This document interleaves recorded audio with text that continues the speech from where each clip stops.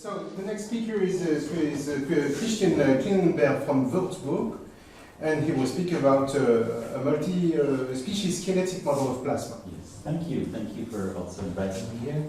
It's a very nice place. So, I'm Christian Klingenberg from Würzburg University, and before we get into the science, you might wonder where this, it's about 500 years old, this university. So you see, this is Bonn, this is Frankfurt, so it's like on the other side. And it's a very important city. Yeah.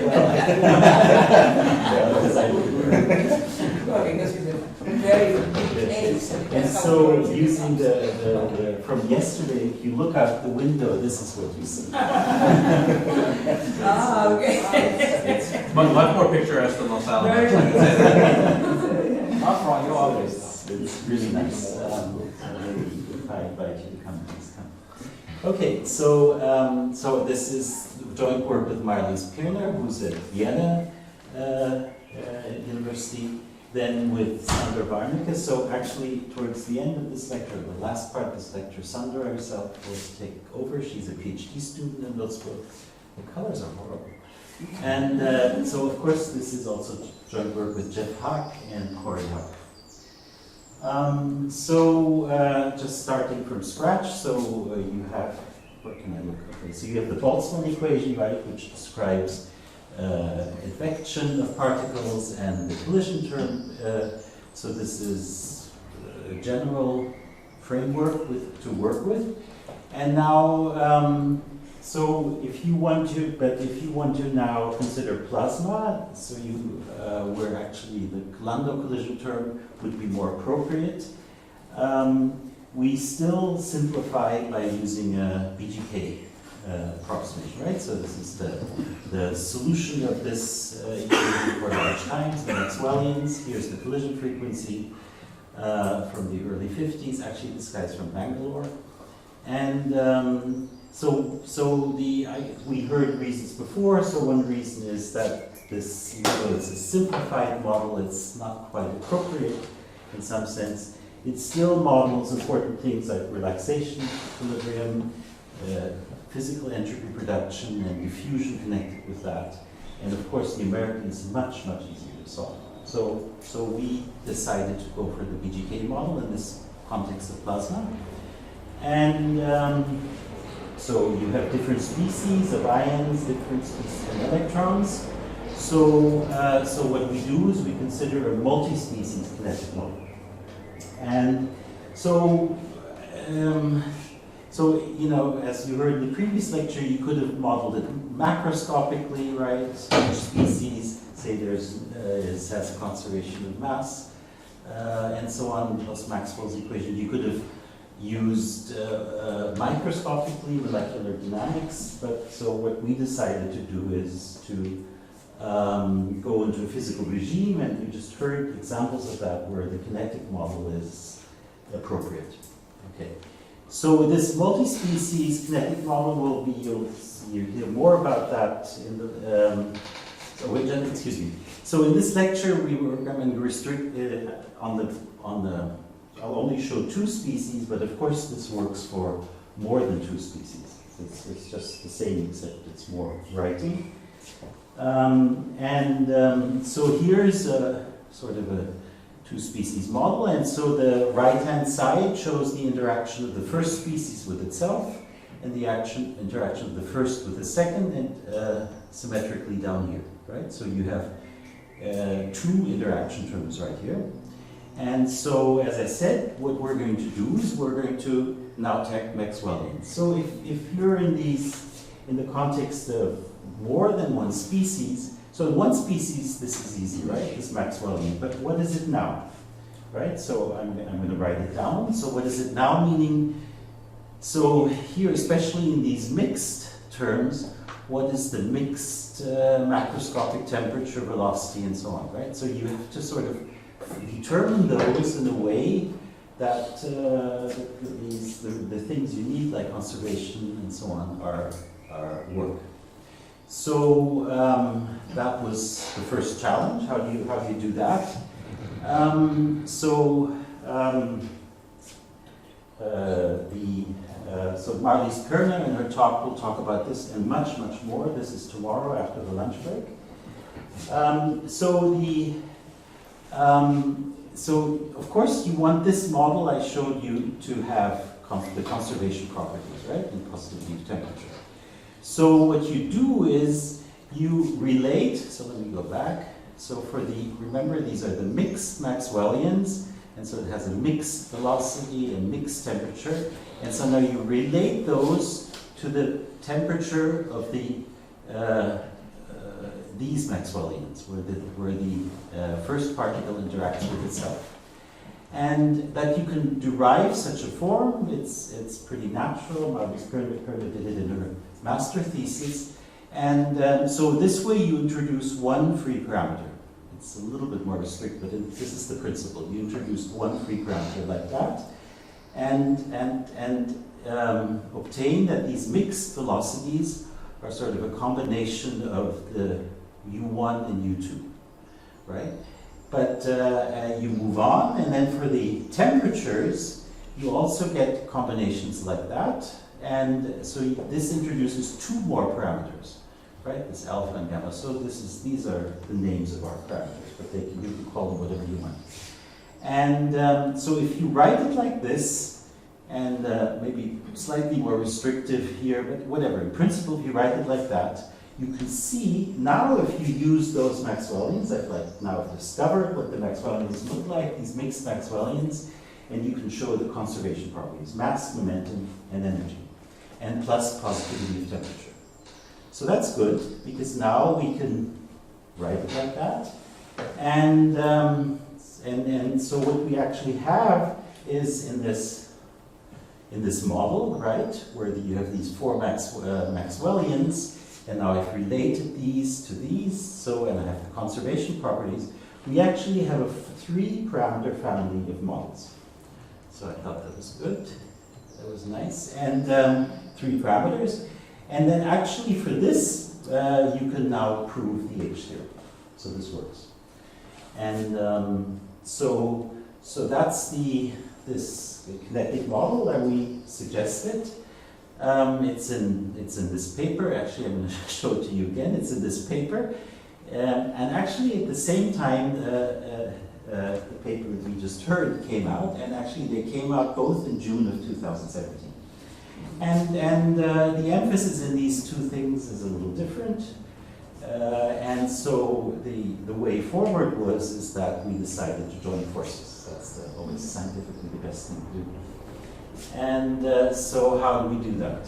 Actually, my talk is going to be shorter than 15 minutes, I already said. So the first thing is, there was a suggestion, remember this is a three-parameter model, to put those to use. And so in which way?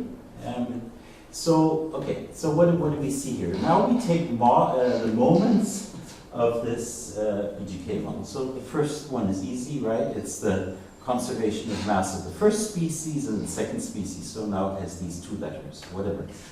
Then of course, if you look at now the momentum equation, they exchange momentum, right? Even though there's no chemical reaction, they exchange momentum, and it's via the difference in these two velocities, right? And they exchange energy, and so for example, I think I have a red cross, here we go, and it's via the difference in these two temperatures, right? So this is, after you take the moments, this is the sort of the fluid model corresponding to this kinetic model that I showed you. And so how to put these three parameters to use? So Jeff suggested, well, now you have this relaxation of these two velocities and two temperatures to this common temperature, which is the global Maxwellian, right? And you can determine the rates at which these converge to each other, right? So you can, so let's call them relaxation rates. And so notice that if we do that, so let's see, so I'm writing it down here. So this is from the model I just showed you, from our model. This is the rate of these two things. And so notice that they, of course, remember I I define these mixed velocities, mixed temperatures as combination. They depend on these three parameters. Well, that's good, because now we have sort of a family of rates, right? And so what you go now, for example, in this paper you just heard in the previous lecture, there's a suggestion that you compute these rates from the Boltzmann equation. Here they are. And so what you do now is you say, well, you set the Boltzmann rates equal to our multi-species rates. And since we have these three parameters, this determines the values of these parameters. Okay? So I think there are two experts in this room. I'm not sure the formulas are exactly right, but in principle, it's just like that. Here they are. And so that's... Christian, let me just mention Yeah. to compare to what I mentioned in the last talk, when I said that we compared, or we set ours by making them match the diffusion coefficients. It actually turned out that that was the same as doing the case where we match the temperature relaxation. Okay. You mean the convergence rates made when you can identify the transport coefficients? That's the point. Yeah. So actually we kind of found it out the other way. That wasn't our intent when we made the model. Our intent was we just tried this thing where we matched the Boltzmann rates. And then we went and looked at the transport coefficients, and we said, oh wow, this exactly matched the feature. Let's just use this. Right. So Right. I said, it made us sound like we were more prescient than we were. Right, and besides, this is a million times easier to compute than these enormous Japanese expansions. But would they be equivalent? Would Because they- the Japanese expansions pick up. Oh, I'm sorry. No. I was confused. No, He was relating these relaxation rates are showing to the transport coefficients, right? And so what I'm telling you here is, so we take our model, like in what I've told you, you've never have to do a Chapman-Enskog expansion. You just have to, you get these formulas here, how they relax to each other. That's all. Right, That's all. but once you pick up those coefficients and so Yes. on, can you do a Chapman-Enskog expansion on which you actually match all of this and they coincide? In other So- words, so- would it be a Chapman-Enskog expansion that produces that as a dominant? Yes. That's So- my question. yes, You may yeah. not answer it now. So that's a good point. So that Yeah. Chapman-Enskog expansion was attempted and got stuck. So we haven't done it. Okay. I think that's... Having more parameters running around makes it harder. Yeah. But having more parameters, of course, will help You have you. a multi-species, you might, I Absolutely, mean, you it have will to help you, compare absolutely. because Yeah, I think so. Yeah. But it's, so that... Like in our case, the Chapman-Enskog was a lot easier because we had this constraint of Uij and Uji being the same, especially with the temperature, the Dij and Dji being the same. But if you don't have that, which is what they have in their case, it generates just a All whole of these zoo of terms that you have to right, but be able to that's deal an with. important issue, that if you can do asymptotic and they coincide, then it's a very strong validity. Yes, I It's agree. saying I that agree. it's So not maybe scalable. next year we have to finish. Right, it's a good exercise. Yes, good. That's right. And I think the last comment I have down here is, so maybe if somebody gives you relaxation rates in a different way, I mean through molecular dynamics or something, then again they can be matched and these parameters can be found. Okay. So that's the story with one way to use these parameters, and maybe through Chapman-Enskog also determine to match transport coefficients. Yes. So now we set out to make the model more general. Jeff briefly alluded to this, so let me expand on that a little. So in these, in the context of inertial confinement plasma, what is actually, so this is a slide I just picked off of Jeff Hack's project, and it repeats basically what he told us about that. Among one of the things, and I like this picture better, one of the things that's needed is a kinetic multi-species model. So we just heard that in the previous lecture. And but the kinetic model, again, needs more general collision frequencies, okay? So I'll explain to you what I mean. So this is the classical case, right, with this collision frequency just like that. But now in this new model, you would need an additional dependence on the microscopic velocity. Okay. And so this is not so easy. So why is there this dependency in the case of plasma? So I'm going to draw pictures. So if you have a small relative velocities, the ions meet each other and they interact. But if you have large relative velocities, they basically don't meet. So these are like meeting, not meeting. And so now you get a curve. So here you see the difference between the microscopic and the macroscopic velocity here, and forget about these numbers. This is the collision frequency. So you see if it's, this is not so big, they meet, but if it gets larger, it goes down again. So this is the physical intuition, or actually there's a lot more. I think you wrote a paper even on that, right? So this is the way the collision frequency depends on this microscopic velocity. Christian, that's a drawing, it's not a plot, right? Because you have a cloud of So points this is a there. hand drawing. Okay, that's what I It's a hand wanted. drawing. Because I was It's not not a totally genius. unprecedented. Well, I'll show you. It's a hand drawing, so that's Okay, fair enough. that's what I wanted. Yes. It's more complicated because Yeah, you have right, more right. curves depending on more things. But I just Yeah, did the because it would be a multi-value exactly. solution, that's what I Right.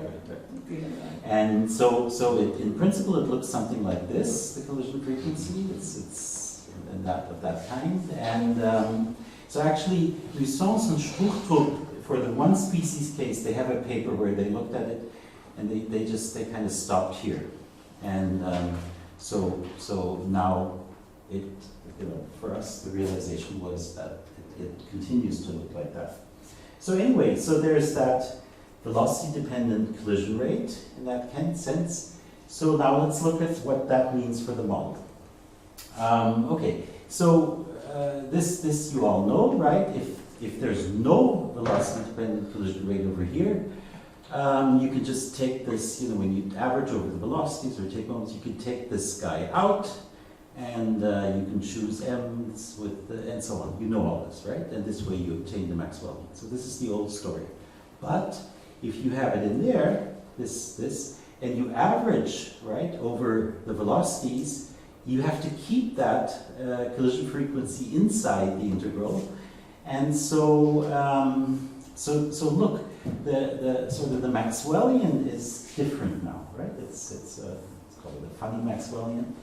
And so the question is, does such a thing exist, and is it unique, right? So, and once you find that, how do you determine the density velocity in the new model? That's also not so clear. So once you introduce this, you have to sort of start from scratch again. And so now I'm going to write down our model. Remember, this is the way we wrote it, with these two collision terms, we like BTK. But I can no longer, I think it says that here, I can no longer write down these Maxwellians, which I showed you before, with these parameters, okay? So these guys here are going to have different notation as it goes on, but it's always the same. So one way you call them is you call them attractors, right? Because this relaxation term means that it's attracted to that. So let's look at one species. So the attractors are those, right, that minimize the entropy. So now the set which has minimizes which will lead to the attractor are now called G. Here's that set, and so notice that there's also this condition. So this should be, if I can find a minimizer of this entropy that satisfies this. Yes. Let me clarify one point, because otherwise it's difficult to follow. Your frequencies now depend on velocities. Correct. Yes, but what about conservation laws? Then? Yeah. Coming up. Just be patient. yes. No, that's a good point. Yes. But I'm going to now describe a methodology where I will try to find them, and then I will try to show these properties. Okay. And so how do you try to find such an attractor that satisfies this and this? Remember, this is the one species case, right? So I take the Lagrange function rule, right? So, did I write? Yes, so this is the entropy, the mass, momentum, and energy term, right? With these factors in front.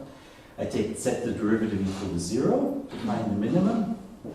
And then you get an attractor of this form. Okay, it's very classical. Let's see what my, so I should, and so the way it's constructed, right, remember it has, the way it's constructed here, it satisfies this condition. Okay, and this depends now on the velocity.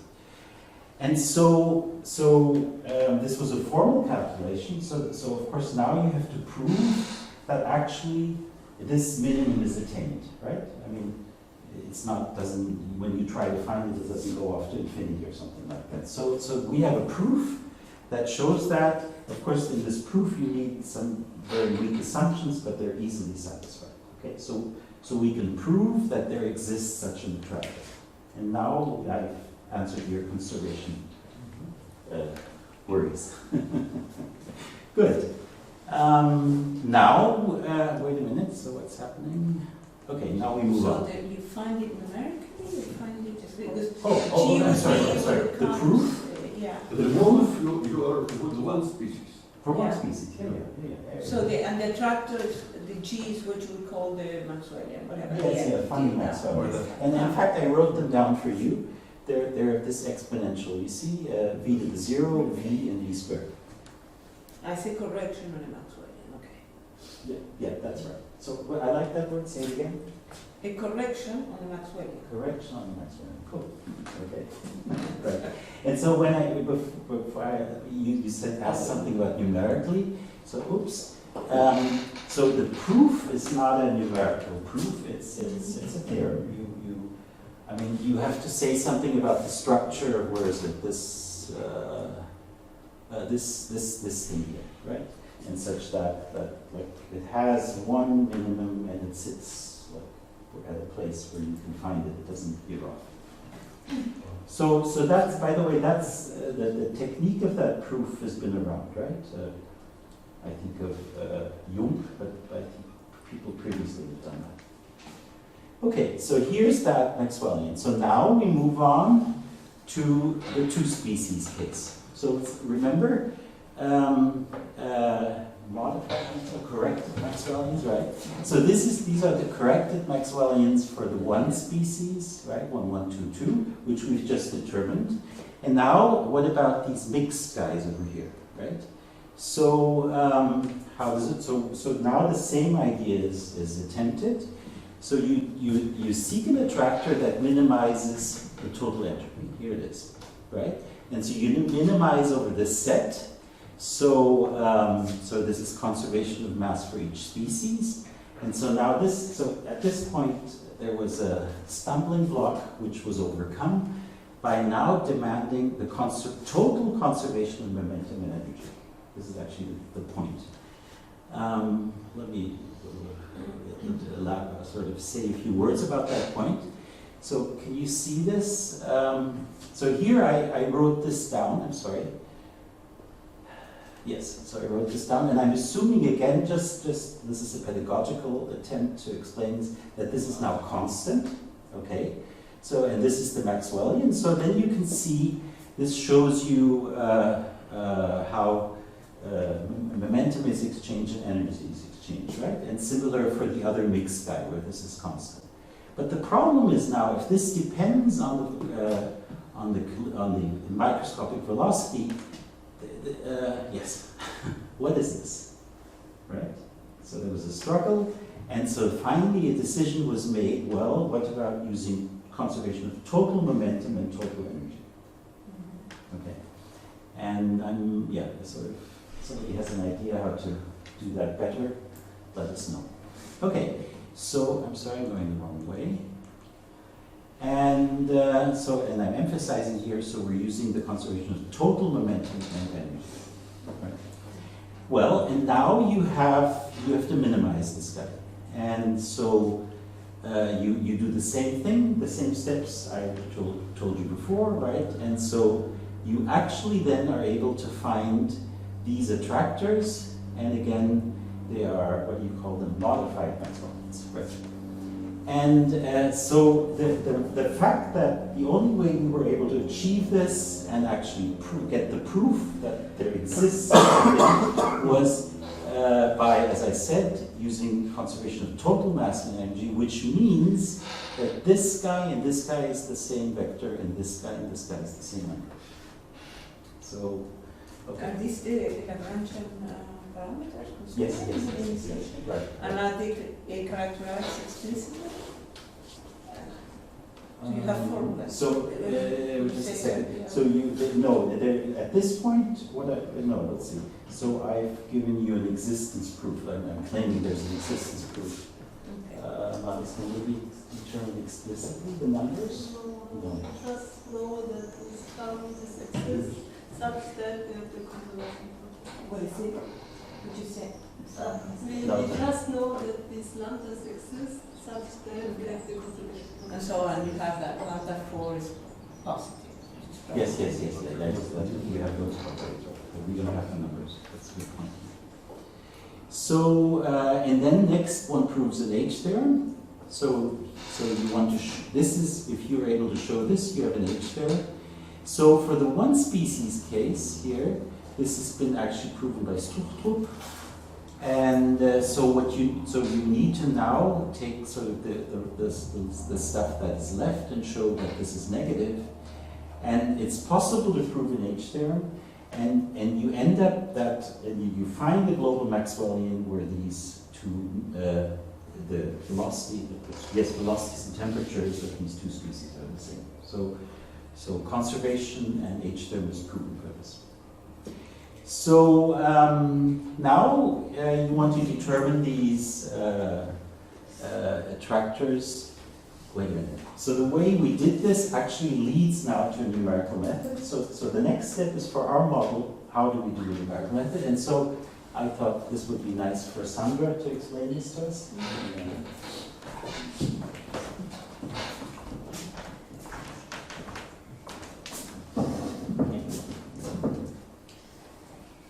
Okay, so I use a slightly different notation, so I first want to explain it.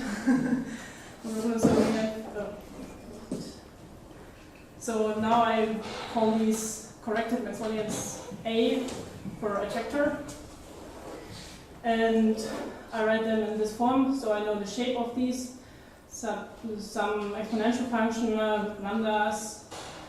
Now lambda 4 is negative because I take here a plus. And this is for the one species attractors, and for our two species attractors, which correspond to the collision of particles of the two different species.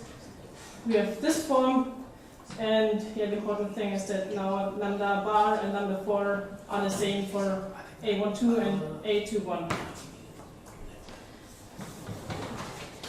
So now the question is, how can we solve it numerically?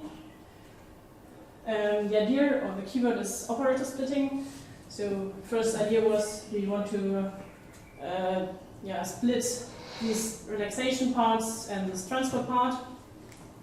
But actually we see that we can split it into 3 different steps.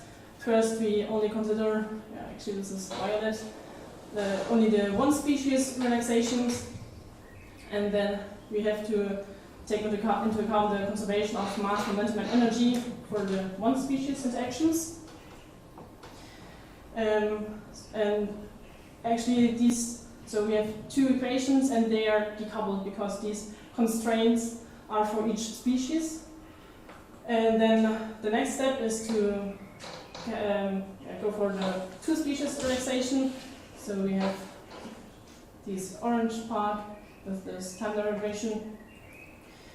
So now they are coupled for due to these constraints, because this is now the conservation of total mass, total momentum and total energy. Now we only have information about like A12 and A21, and they are coupled.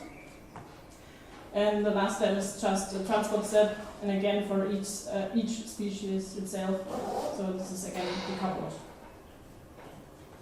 Okay, I first consider the first step, the relaxation of each one species.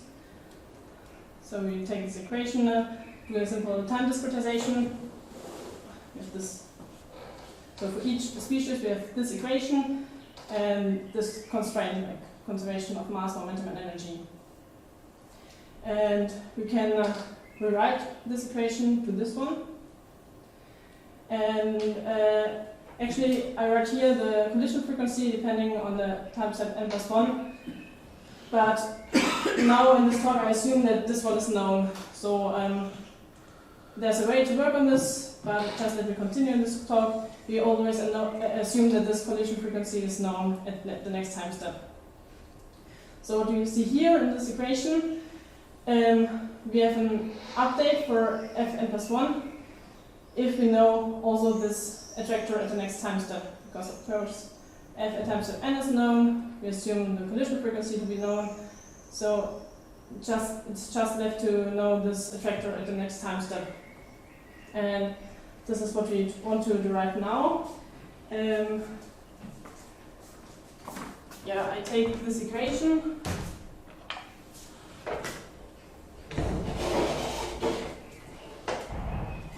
and I multiply it with this collision frequency. I multiply it with this vector, and then I integrate this equation.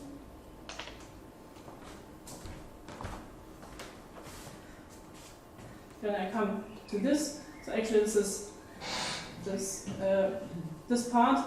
I took this equation with these modifications. This is this part, and this here is just our constraint because I want that the moments stay the same. But then, if you look at here and here, we can put this guy on the other side, and then we end up with these equations. And this is quite good. That's what we see here. Here on the left-hand side, we have some moments, weighted moments of our attractor at the next time step. But on the right-hand side, we also have some moments, but now they are known. Because, this distribution function is at time step n, we know this. And I said that we assume this collision frequency to be known. So all the right-hand side is now given. This is actually the clue, because now we want to solve this equation in order to determine the attractor. And what we also know about the attractor is the shape. So we know that the attractor is some exponential function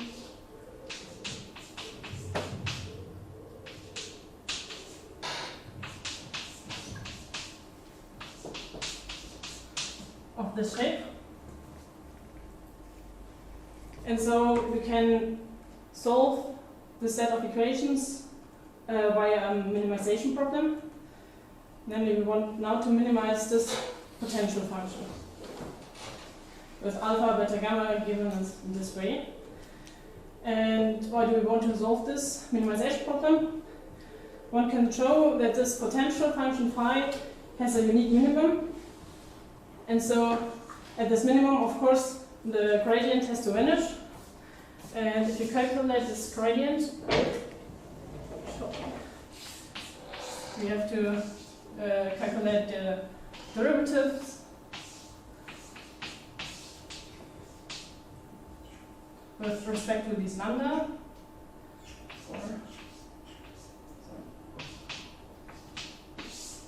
Phi. Now, first I calculate the derivative of this integral. So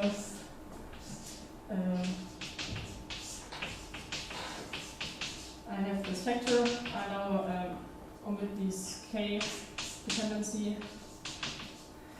Then the derivative with respect to lambda 0 just gives me 1 because of the shape here. I now use explicitly this shape. Then the derivative with respect to lambda bar gives me v, and with respect to lambda 4 gives me just v squared. And then from the right part of the potential I get alpha, beta, gamma. And so at the minimum, this gradient has to vanish. And so at the minimum, these equations which we wanted to solve are fulfilled. So what do we do? Just a short summary. We minimize this potential function. So we get some values for lambda 0, lambda bar, and lambda 4. Then we have this form, the shape of the attractor.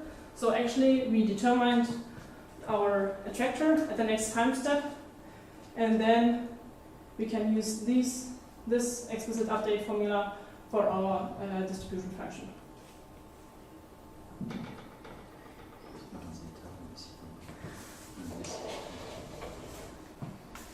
So this is the one species relaxation. The two species relaxation is more or less the same, but with some different parts. So we have now the two species relaxation, and with the constraints that the total mass, total momentum, and total energy are conserved. So with these constraints. And as in this one species case, you can rewrite these equations in this way. So again, I assume that these collision frequencies at the next time steps are known. And if I also can determine the attractors at the next time steps, then I have explicit update formulas for our distribution functions. So again, we want to determine these attractors at the next time steps. And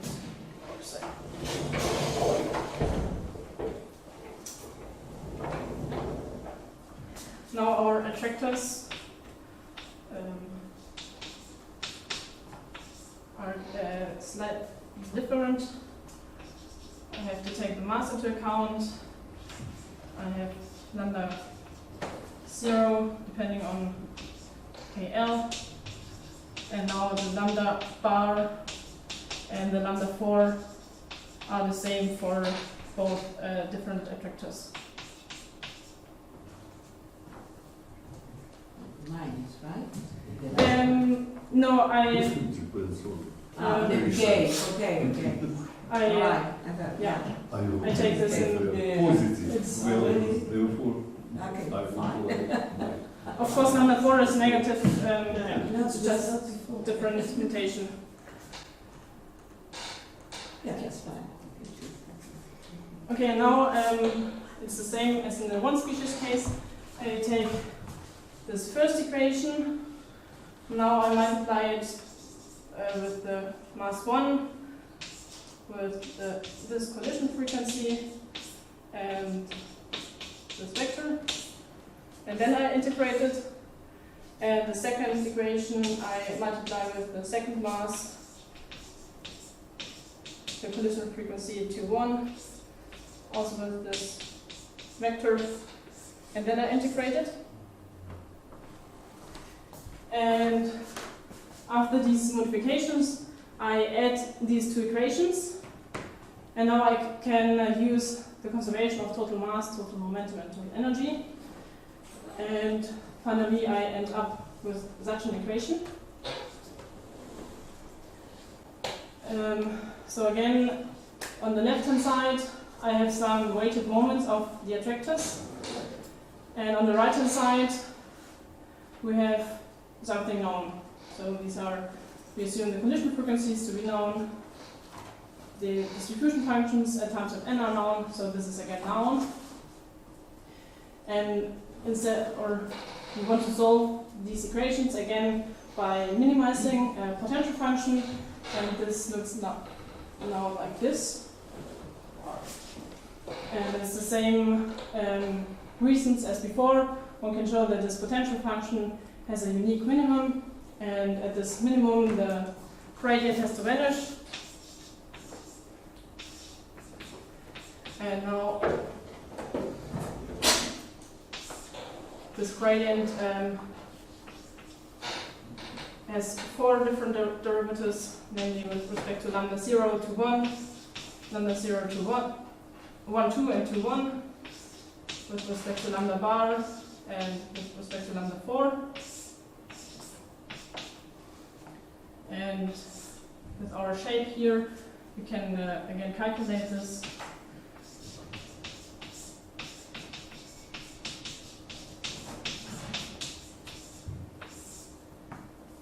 Derivative of the first term with respect to lambda 0, 1, 2 gives us a 1.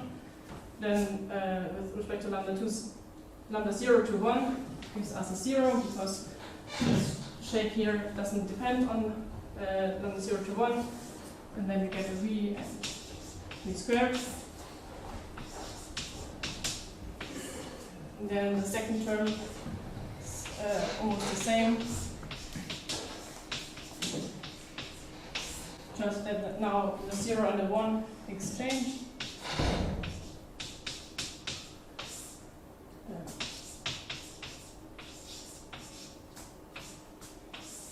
And we get alpha 1 to alpha 2 1, beta and gamma. So at the minimum, this is satisfied, and this is actually what we wanted to solve.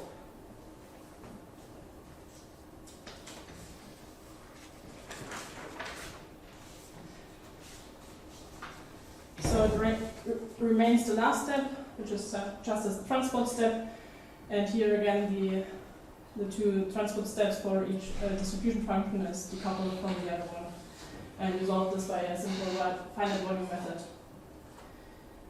So a short summary. We have our 2-species VGK model, and we solved it in 3 different steps. First, we only consider these 2 terms with these 2 terms, the 1-species relaxation, and we have to take into account the conservation of mass, momentum, and energy when particles of one species collide or interact. This leads us to a minimization problem, and in this minimization problem, we determine these lambda 0, lambda bar, and lambda 4. So we have an update for our attractor and end up with an explicit formula for both distribution functions. In a 2-species relaxation, we look at these 2 terms with these 2. We rewrite this, yes, and we have the constraints of conservation of total mass, total momentum, and total energy. Can rewrite this to one minimization problem, where we determine again lambda 0 to 1, lambda 0, 1, 2, lambda bar, and lambda 4. So we have an update for our attractors, and finally we have an explicit update formula for the distribution functions. And the last step is just a transport in each distribution function. Okay. So I brought some simple numerical results. This is spatially homogeneous equation, so I skipped the transport term. I took this collision frequency, and this is my initial data for both distribution functions, so it's more or less a 1-species case. And this box is only after 3 iterations a nice Maxwellian, which we expected from the H-theorem. So a bit more interesting case is this one. Again, I looked at the spatially homogeneous equation. Now I took this collision frequency and these initial data. And here my plot. This is the time evolution. So I see that the velocities converge to each other, and also the temperatures converge nicely to each other. And actually, if you look at the collision frequency, you realize that this does not depend on the microscopic velocity. So we are in this old case, and for this special case, we have analytic estimates for the decay rates, which are plotted here. So this left-hand plot is for the velocities. The lines are always the analytic estimates. So the yellow ones are for the difference between the microscopic velocity 1 and 2, and the red is this difference squared. You see that these coincide very nicely. And the right-hand plot is for the temperature. Again, the line is our analytic estimate, and our data coincides with our analytic estimate. What is the time scale? Is it free? Free time scale? What is the time scale that you use there? What is the 0.5 in time? This is just the absolute value. No, okay, but in the scale. No, I mean, because I actually, I have a question because I've seen it done many times. There's a lot of effort in getting the collision conservation of all the collision invariants for the system. But finite volume only conserves mass. So basically what happens is when you advance in time, you're going to be losing. I mean, you can put a very fine mesh. This is a 0D problem. But it's gone? This is just a 0D This is a problem. special homogeneous. It's a homogeneous problem. Yes, There's there's no no finite volume. Oh, there is no finite volume. Okay, Yeah. okay. But I thought, so you're not doing the other No. No, yeah, this is, it's a lot of confusion in it. People feel that finite volume is conservative, and it only conserves mass. I don't agree. What do you mean? Conservation of momentum and For finite volume? of course you have. No. Since V is just a parameter, so when you integrate by part, the transport term does not. No, but the energy? But you're not it's V squared. So you integrate by part with respect to x, so it disappears. So you of course you have momentum and then. No, Irene thinks about finite volume and the velocity space. Here there is no Well, it's a gradient in x. I thought it was, No. it was not a vector, but I think she there is wrote no a... derivative in V. So Well, you lose conservation from collision, not from convection. Convection and finite volume is automatically conservative. What is it? Any finite, when you talk about finite volume, you mean the convection, that's automatically. Any reason finite volume is conservative, but collision you lose. Right. Yeah, so the collision, that's the difference hard. Not because of finite volume. Unless you're In x? running. Well, you have to do very high order, but it's No, okay. any finite volume conservative form is. But I don't, yeah. Maybe I you see can now do we one can and talk then later, speaker because it and, was They not already talked about applied that. to ears. They already talked about that anyway. That's right. That's right. So actually, now I have finite volume in the transport step, but so I decouple relaxation and the transport. So this is the well-known Zod problem. With this initial data, I take this collision frequency, a very large number, because of I want to approximate like the Euler equations, and I get these plots.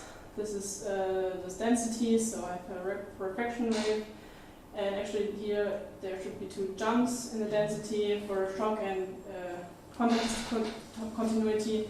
There it's smeared out, but well, it's just approximation for Euler. And we also get these known shapes for the mean velocity and mean temperature. And perhaps you realize that this collision frequency again is independent on the microscopic velocity. This has two, and I didn't bring any other problem. This has two reasons. One reason is lack of time, so we need just more time. And the other reason is that we are looking for interesting test cases where we can take this microscopic velocity dependence into account. Okay. So we're at the end of this talk. Short summary. Mr. Klingenberg in the beginning presented the multi-species kinetic HGK model, which developed Pirner in the PhD thesis. here we have a 3-parameter family for these mixed temperatures and mixed velocities, and these can, for example, be used to match these relaxation rates, for example, to match these with the known Boltzmann relaxation rates. And then the second part was when we introduced that the collision frequencies depend on the microscopic velocity, so we have sort of to start from the very beginning again to get these conservation properties.